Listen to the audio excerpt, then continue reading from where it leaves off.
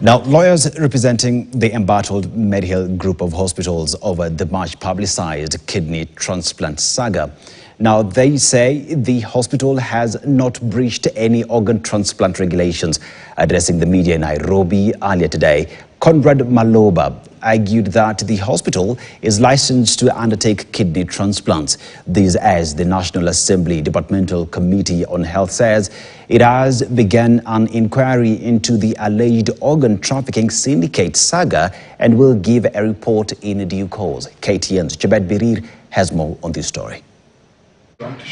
Mediheal Hospital lawyers have now come forward to defend the activities of the hospital after a damning expose by Deutsche Welle that placed the hospital in the middle of an international organ trafficking syndicate. We have all the records to confirm that our processes are clean, and we will have an opportunity to interview our doctors tomorrow, specialist doctors and administrators, and we believe that at the conclusion of the audit, we'll get a clean bill of health.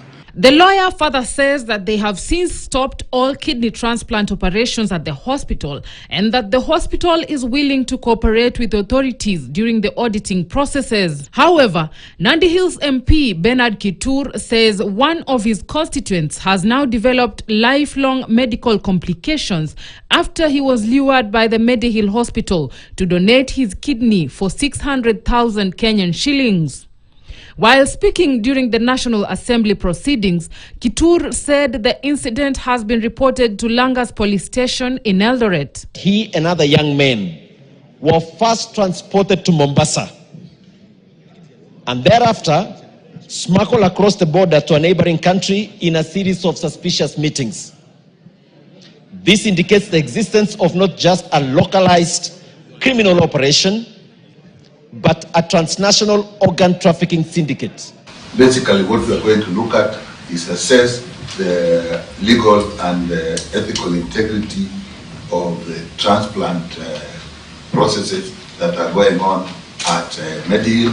In Kenya, the main legal framework governing human organ transplantation is the Health Act 2017. Specifically, Section 80 outlines the regulations for removing tissue or gametes from a human being for transplantation, requiring it to be done in a duly authorized health facility and with written authority from the Ministry of Health. The Kenya Tissue and Transplant Authority, KTTA, is the regulatory body responsible for overseeing and regulating all services relating to human cells, tissue and organ transplantation.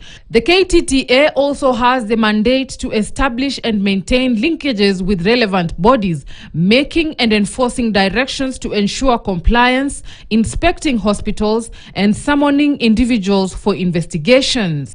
The organ trafficking allegations have necessitated the need for the Ministry of Health to review the current national policy and legal framework for regulating human blood, tissues, and organs. Chebet Birir, KTN, Nairobi. Thank you, Chebet, for that story. Now, 2 people have reportedly died